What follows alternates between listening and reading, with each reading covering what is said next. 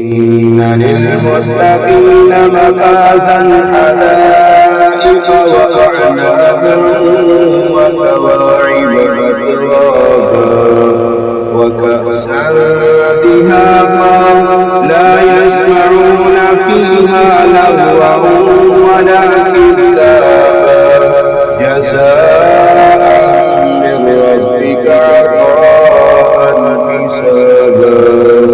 رب السماوات والأرض وما بينهما الرحمن لا يملكون منه خطابا يوم يقوم الروح والملائكة صفا لا يتكلمون إلا من أذن له الرحمن وقال صوابا ذلك اليوم الحق فمن شاء أخذ إلى